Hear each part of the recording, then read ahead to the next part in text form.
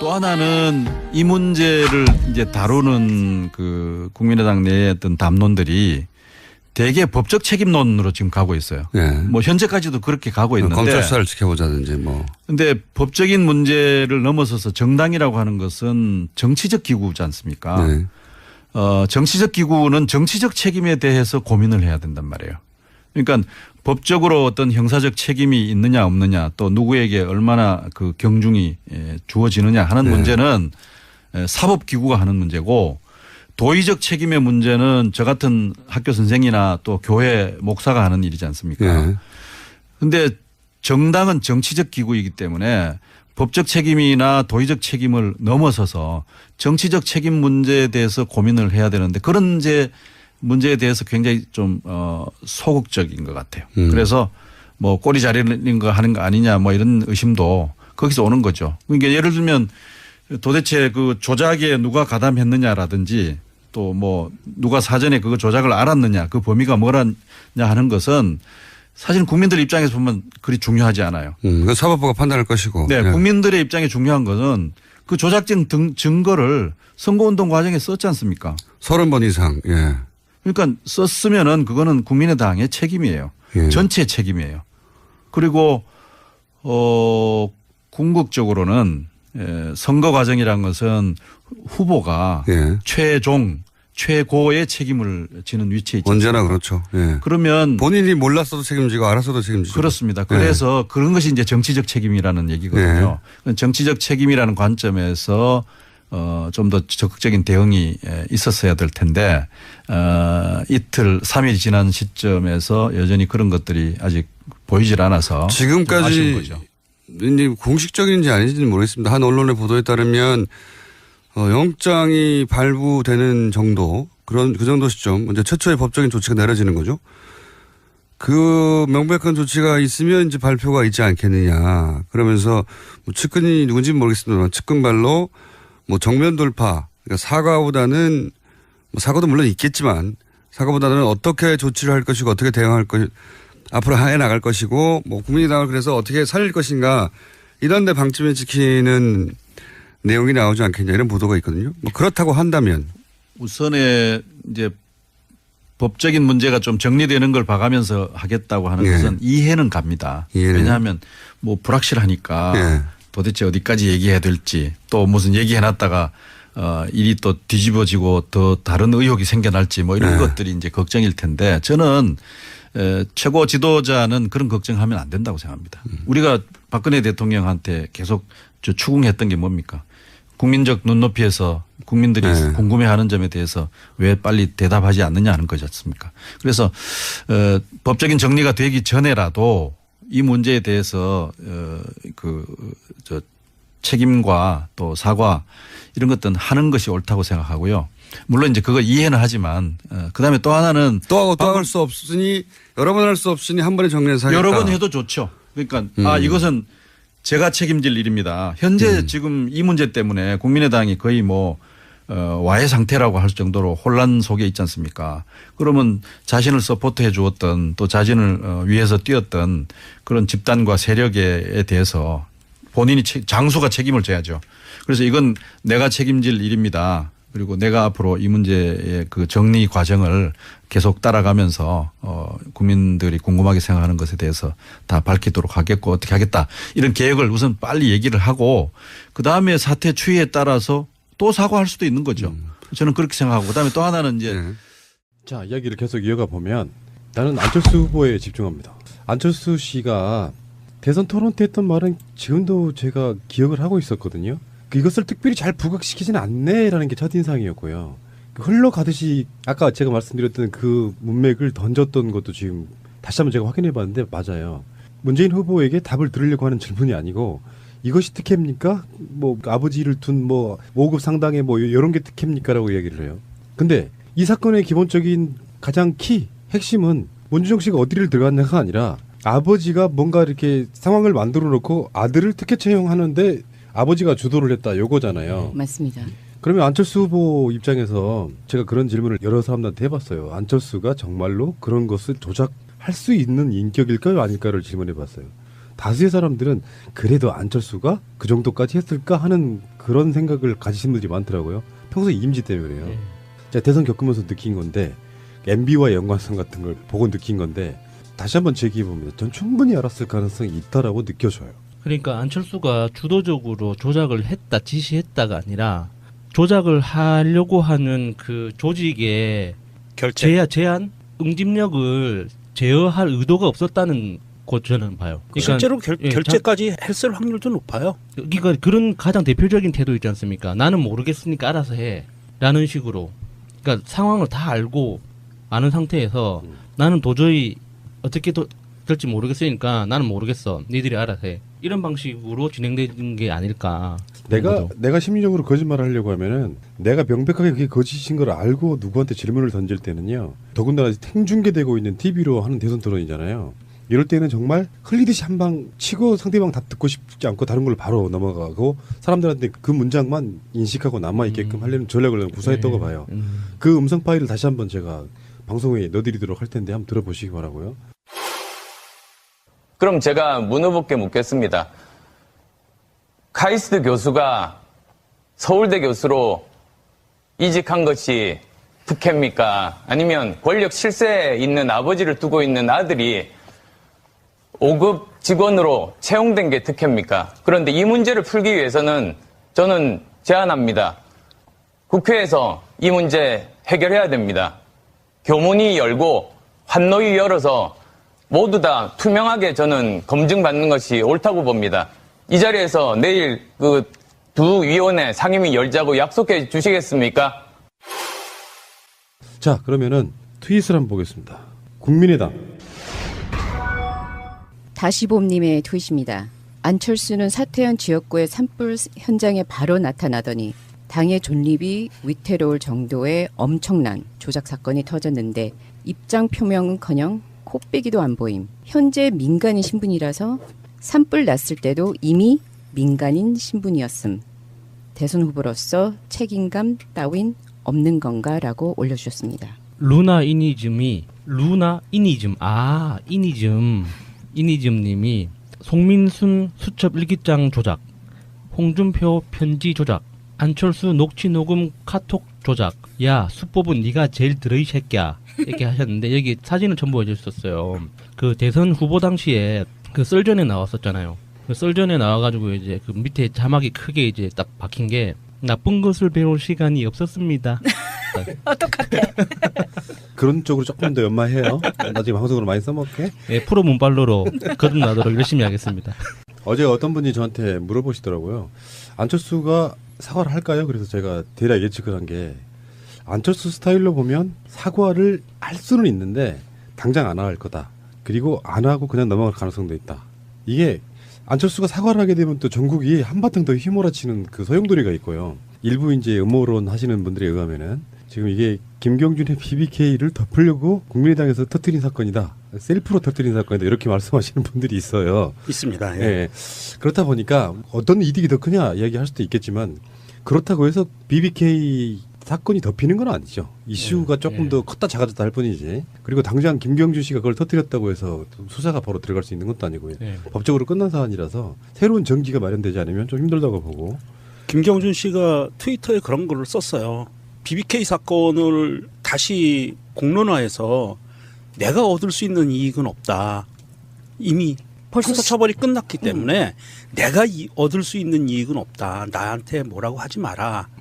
하지만 이것은 진실 차원에서 반드시 밝혀야 될 부분이다라고 트위터에 써 있고요. 그리고 트위터에서 그것도 썼어요. BBK 사건 조작 사건 12년 대선 조작 사건과 버금가는 게 이번 국민의당 조작 사건이다. 이런 것도 썼어요. 근데 이거는 더 악질적인 거 아닙니까? 그러니까 악질적이죠. 원래 있던 증거를 왜곡시키거나 뭐 은폐하거나 이렇게 뭐 더 확대시키거나 확대 해석하거나 할 수는 있는데 없는 걸 지어내는 건 이게 차원이 다른 문제죠. 완전히. 그래서 이게 너무너무 심각한 거예요. 이게 좀 예전에 부당거래라는 영화 있었지 않습니까? 그 증인부터 만들어내지 않습니까? 차례차례로. 이렇게 무릎 꿇리고 류승범이 검사로 나와가지고 정말 허벌나게 때려가지고 그게 생각날 수밖에 없는 상황이에요. 달님 딸버떼님의 트윗입니다. 국민의당이 지금 이유미가 사회초년생이라고 개구라를 치는 중. 38살이다. 38살 때 박지원은 뉴욕 한인 회장이었다. 38살 때 박주선은 광주지검 해남지청장이었다. 38살 때 주승영은 광역 의원이었다. 이게 사회 초년병이야? 라고 말씀해 주셨는데요. 우리나라가 언제부터 이렇게 38살 여자에게 사회 초년생이라며 너그러운 마음을 베풀었었나요? 이유미 경력을 보니까요. 삼성그룹 들어가서 생활하다가 아마 결혼하고 직장을 그만둔 것 같아요. 그러다가 주부 생활을 하고 있다가 카이스트 대학원 들어가서 안철수 만나요. 어떤 그런 과정들이 있더라고요. 그래서 안철수의 제자로서 흔히 말해서 어제 이제 국민의당의 표현에 의하면 안철수 전 대표의 광팬이었다 이렇게 표현하는데 이거 좀 웃긴 것 같고, 그러니까 안철수의 엄청난 측근이고요. 안철수를 동행하면서 따라다니면서 선거운동도 했던 사람이에요. 그러면서 책까지 냈어요. 안철수 선거운동의 기록을. 네. 그 정도 사람이면 안철수의 어떤 당의 직책을 떠나서 안철수의 측근인 건 맞고요. 일단은 이준서 자체가 또 저도 기억나요. 대선 한참 진행되고 있을 때 안철수가 벤처 누구를 만나가지고 이 사람들과 뭔가를 한다 뭐 이런 식으로 이렇게 기사가 났는데 그 사진에 젊은 사람 두 사람이 나오죠. 그 중에 오른쪽에 있는 사람이 이준서였거든요. 네. 그러면서 이준서를 그 벤처 4차 산업혁명 이런 개념을 이미지를 주기 위해서 최고위원으로 올려요. 네. 임명직 최고위원. 그렇게 되면 이제 이준서와 이유미와 안철수의 관계 속에 그러니까 의기투합을 한번 해볼까? 안철수 보는 절대 모르게. 그래서 이용주 의원한테 거짓 정보를 갖다 바치는 있잖아요. 이유미 씨가 이력이 좀 특별한 사람이에요. 박근혜하고도 친했어요. 박근혜가 그 젊은 벤처 사업가들 그 모임에 있는데 가요. 그래서 박근혜가 가서 박근혜가 이렇게 가면은 누군가를 데리고 이렇게 같이 인터뷰를 하잖아요. 거기에서 박근혜 옆에 딱 붙어가지고 한참 동안을 얘기를 해요. 박근혜 페이스북 보세요. 지금도 이유미 사진이 같이 붙어 있습니다. 맞아요. 네. 그 노란색 옷 입고 그 있는 퉁퉁한 모습에 그 있는데 이봐요. 이제 노란색 옷 안 입으세요. 입어야지. 아 노란색을 그 아니, 그게 아니라 당색으로 쓰시는 분들 죄송합니다. 난 퉁퉁한이라고 했어. 퉁퉁한 그것 때문에 지금 입으세요 한 거예요. 아 저도 퉁퉁해요. 뭐 어쩌라고. 문재인 대통령이 그 한마디 하실 거예요. 이따 방송 들어보세요. 네. 입으세요. 노문 정서 공동체 적폐 사장님의 트윗을 읽어드리겠습니다. 이유미 38세 두 아이 엄마, 여수 출신, 안철수 최측근, 여수갑의 총선 출마, 국민의당 대선 캠프 소속, 국민의당 청년 부위원장. 그런데 기레기들은 평당원, 사회초년생이라며 박근혜가 김하영 옹호하듯 같은 감성팔이 자극하고 있음. 그러네요, 진짜. 네. 당직자 인구가 당원은 엄청 나르잖아. 이게 항상 평당원이라고 나와요. 언론에서. 그리고 자기들도 그래요. 그러면서 국민의당에서는 뭐 이상한 것들을 지금 꼬리 자르기를 던져내고 있는데 그 아까 말씀하신 책 예. 안철수 그 책 뭐지 제목도 좀 그런데 그 책을 만드는데 이유미가 만드는데 안철수 측근에 있던 예. 다른 사람들은 다 반대를 했는데 이유미 혼자 독단적으로 만들었대요. 그러면서 꼬리 자르기를 해나가고 있어요. 그리고 이게 국민의당도 웃기고 언론들도 정말 짜증나고 꼴보기 싫은 게 사실 노무현 대통령이나 문재인 대통령하고 눈만 마주쳐도 친노다, 친문이다 이렇게 막 그룹 지어놓고 이렇게 몰아붙이는데 이유미 씨하고 이준서 씨는 핵심 측근이라고 봐도 무방하잖아요. 이게 실제 관계는 모르지만 근데도 그렇게 보이죠. 예. 그런데도 언론이나 국민의당에서는 그냥 당원, 일반 당원이라는 말로 계속 이렇게 자리시키려고. 제 화살은 안철수를 향해 가고 있는데 예. 안철수가 몰랐을 개연성도 있고 알았을 수도 있고 알았으면서도 계속 거울을 시켰을 가능성도 있고 심지어 공모했을 수도 있고 이거는 난 몰라요. 저는 어떤 결론을 내리지 않겠습니다. 근데 안철수 씨가 사과를 할 것이냐 사과를 하기는 하겠죠. 근데 지금 현재 모든 시선이 안철수에게 모아져 있어요. 예. 어떻게 이야기할 것이냐 이걸 정식 기자회견을 할 것이냐 심지어는 안철수 쪽에서는 페이스북을 통해서 사과를 하는 것까지 그런 거는 제가 봤을 때는 의미가 없어요. 사과가 아니야. 그렇다고 안철수가 지금 죄인처럼 나와가지고 기자회견 하기에는 자기들 스스로는 모양이 엄청 빠질 거예요. 근데 점점 그런 시간이 길어질수록 비난의 여론은 확실히 안철수를 향할 수밖에 없는 상태거든요. 그런데 이제 정청래 의원이 안철수의 사과문을 미리 한번 써봤더라고요. 예언을 또 했어요. 네. 네. 정청래와 더불어민주당님의 트윗입니다. 안철수의 입장 표명 예언. 안철수입니다. 저는 선거운동하느라 이런 일이 벌어졌는지 잘 몰랐습니다. 조작자를 잘 모릅니다. 정치가 이런 건지 실망입니다. 이건 새정치가 아닙니다. 구태입니다. 구태 정치는 추방해야 합니다. 당에서 잘 처리해야 합니다. 끝입니다. 양쪽에서 이렇게 성대모사를 제대로 그런데 제가 보기에는 저는 그렇게 또 예측을 하고 있어요. 안철수가 사과나 입장 표명에 대한 것을 하는 시기가 오늘 내일 이렇게 할 것 같지는 않고요. 검찰 수사가 어느 정도 들어가면서 검찰에서 기자회견하는 그 타이밍에 맞추지 않을까 싶어요. 그런데 지금 현재 안철수가 어디 있어요? 그러니까 서울에 있다는 소식도 있고 부산에 있다는 소문도 있고 미국에 있다는 소문이 제일 세던데요. 23일 날 부산에서 행사를 갖고 발표하기 직전에 그리고 이 박수선 기자회견 하기 네. 직전에 미국으로 비행기 타고 가셨다는 얘기가 짜고 있는데 쳤네. 이분은 큰 이슈가 있으면 항상 미국을 가요. 아 부러워. 그 저 문재인 대통령 따라간 거 아니야? 아 그랬나? 내가 먼저 왔다 막 이럴라 이러고.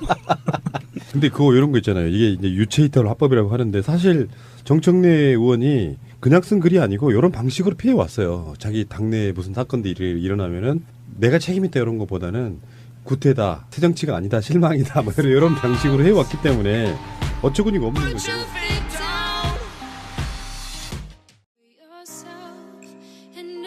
또 하나는 이 문제를 이제 다루는 그 국민의당 내의 어떤 담론들이 대개 법적 책임론으로 지금 가고 있어요. 예. 뭐 현재까지도 그렇게 가고 있는데. 검찰 수사를 지켜보자든지 뭐. 근데 법적인 문제를 넘어서서 정당이라고 하는 것은 정치적 기구지 않습니까? 네. 정치적 기구는 정치적 책임에 대해서 고민을 해야 된단 말이에요. 그러니까 법적으로 어떤 형사적 책임이 있느냐 없느냐 또 누구에게 얼마나 그 경중이 주어지느냐 하는 네. 문제는 사법기구가 하는 문제고 도의적 책임의 문제는 저 같은 학교 선생이나 또 교회 목사가 하는 일이지 않습니까? 그런데 정당은 정치적 기구이기 때문에 법적 책임이나 도의적 책임을 넘어서서 정치적 책임 문제에 대해서 고민을 해야 되는데 그런 이제 문제에 대해서 굉장히 좀 소극적인 것 같아요. 그래서 뭐 꼬리 자르는 거 하는 거 아니냐 뭐 이런 의심도 거기서 오는 거죠. 그러니까 예를 들면 도대체 그 조작에 누가 가담했느냐라든지 또 뭐 누가 사전에 그 조작을 알았느냐 그 범위가 뭐라냐 하는 것은 사실 국민들 입장에서 보면 그리 중요하지 않아요. 그 사법부가 판단할 것이고. 네, 예. 국민들의 입장에 중요한 것은 그 조작적 증거를 선고를 봐가면서 하겠다고 하는 예. 것은 이해는 갑니다. 이해는. 왜냐하면 뭐 불확실하니까 예. 도대체 어디까지 얘기해야 될지 또 무슨 얘기해놨다가 일이 또 뒤집어지고 더 다른 의혹이 생겨날지 뭐 이런 예. 것들이 이제 걱정일 텐데 저는 최고 지도자는 그런 걱정하면 안 된다고 생각합니다. 우리가 박근혜 대통령한테 계속 추궁했던 게 뭡니까? 국민적 눈높이에서 국민들이 네. 궁금해하는 점에 대해서 왜 빨리 대답하지 않느냐 하는 거지 않습니까? 그래서 법적인 정리가 되기 전에라도 이 문제에 대해서 책임과 또 사과 이런 것들은 하는 것이 옳다고 생각하고요. 물론 이제 그거 이해는 하지만 그다음에 또 하나는 또 할 수 없으니 여러 번 할 수 없으니 한 번에 정리해서 하겠다. 여러 번 해도 좋죠. 그러니까 이것은 제가 책임질 일입니다. 현재 지금 이 문제 때문에 국민의당이 거의 뭐 와해 상태라고 할 정도로 혼란 속에 있지 않습니까? 그러면 자신을 서포트해 주었던 또 자신을 위해서 뛰었던 그런 집단과 세력에 대해서 본인이 장수가 책임을 져야죠. 그래서 이건 내가 책임질 일입니다. 그리고 내가 앞으로 이 문제의 그 정리 과정을 계속 따라가면서 국민들이 궁금하게 생각하는 것에 대해서 다 밝히도록 하겠고 어떻게 하겠다. 이런 계획을 운동 과정에 썼지 않습니까? 30번 이상. 예. 그러니까 썼으면은 그거는 국민의당의 책임이에요. 예. 전체 책임이에요. 그리고 궁극적으로는 선거 과정이라는 것은 후보가 예. 최고의 책임을 지는 위치에 있죠. 언제나 그렇죠. 예. 그러면 본인이 몰랐어도 책임지고 알았어도 책임지죠. 그렇습니다. 그래서 그런 것이 이제 정치적 책임이라는 얘기거든요. 정치적 책임이라는 관점에서 좀 더 적극적인 대응이 있었어야 될 텐데 이틀 3일 지난 시점에서 여전히 그런 것들이 아직 보이질 않아서 좀 아쉬운 거죠. 이제 공식적인지 아닌지는 모르겠습니다. 한 언론의 보도에 따르면 영장이 발부되는 정도 그 정도 시점 이제 최초의 법적인 조치가 내려지는 거죠. 그 명백한 조치가 있으면 이제 발표가 있지 않겠느냐. 그러면서 뭐 측근이 누군지는 모르겠습니다만 측근발로 뭐 정면 돌파 그러니까 사과보다는 뭐 사과도 물론 있겠지만 사과보다는 어떻게 조치를 할 것이고 어떻게 대응할 것, 앞으로 해 나갈 것이고 뭐 국민의당을 그래서 어떻게 살릴 것인가 이런 데 방침을 지키는 내용이 나오지 않겠냐 이런 보도가 있거든요. 뭐 그렇다고 한다면 우선에 이제 법적인 문제가 좀 정리되는 요구하는 그 조직의 결제. 제한 응집력을 제어할 의도가 없었다는 거 저는 봐요. 실제로 예, 결제까지 했을 확률도 높아요. 그러니까 그런 가장 대표적인 태도 있지 않습니까? 나는 모르겠으니까 알아서 해. 라는 식으로. 그러니까 상황을 다 알고 아는 상태에서 나는 도저히 어떻게 될지 모르겠으니까 나는 모르겠어. 니들이 알아서 해. 이런 방식으로 진행되는 게 아닐까. 내가 심리적으로 거짓말을 하려고 하면은 내가 명백하게 그게 거짓인 걸 알고 누구한테 질문을 던질 때는요. 더군다나 생중계되고 있는 TV로 하는 대선 토론이잖아요. 이럴 때는 정말 흘리듯이 한 방 치고 상대방 답 듣고 싶지 않고 다른 걸로 바로 넘어가고 사람들한테 그 문장만 인식하고 남아있게끔 하려는 전략을 구사했던 거 봐요. 그 음성 파일을 다시 한번 제가 방송에 넣어드리도록 할 텐데 한번 들어보시기 바라고요. 그럼 제가 문 후보께 묻겠습니다. 카이스트 교수가 서울대 교수로 이직한 것이 특혜입니까? 아니면 권력 실세에 있는 아버지를 두고 있는 아들이 5급 직원으로 채용된 게 특혜입니까? 그런데 이 문제를 풀기 위해서는 저는 제안합니다. 국회에서 이 문제 해결해야 됩니다. 우선 빨리 얘기를 하고 그다음에 사태 추이에 따라서 또 사과할 수도 있는 거죠. 저는 그렇게 생각하고 그다음에 또 하나는 이제 자, 이야기를 계속 이어가 보면 나는 안철수 후보에 집중합니다. 안철수 씨가 대선 토론 때 했던 말은 지금도 제가 기억을 하고 있었거든요. 이것을 특별히 잘 부각시키지는 않네라는 게 첫인상이었고요. 흘러가듯이 아까 제가 말씀드렸던 그 문맥을 던졌던 것도 지금 다시 한번 제가 확인해 봤는데 맞아요. 문재인 후보에게 답을 들으려고 하는 질문이 아니고 이것이 특혜입니까? 뭐 아버지를 둔 뭐 5급 상당의 뭐 이런 게 특혜입니까라고 이야기를 해요. 근데 이 사건의 기본적인 가장 핵심은 문준정 씨가 어디를 들어갔냐가 아니라 아버지가 뭔가 이렇게 상황을 만들어 놓고 아들을 특혜 채용하는데 아버지가 주도를 했다 요거잖아요. 맞습니다. 그러면 안철수 후보 입장에서 제가 그런 질문을 여러 사람들한테 해봤어요. 안철수가 정말로 그런 것을 조작할 수 있는 인격일까요 아닐까를 질문해봤어요. 다수의 사람들은 그래도 안철수가 그 정도까지 했을까 하는 그런 생각을 가지신 분들이 많더라고요. 평소 이미지 때문에요. 제가 대선 겪으면서 느낀 건데 MB와의 연관성 같은 걸 보고 느낀 건데 다시 한번 제기해봅니다. 전 충분히 알았을 가능성이 있다라고 느껴져요. 그러니까 안철수가 주도적으로 조작을 했다, 지시했다가 아니라 조작을 할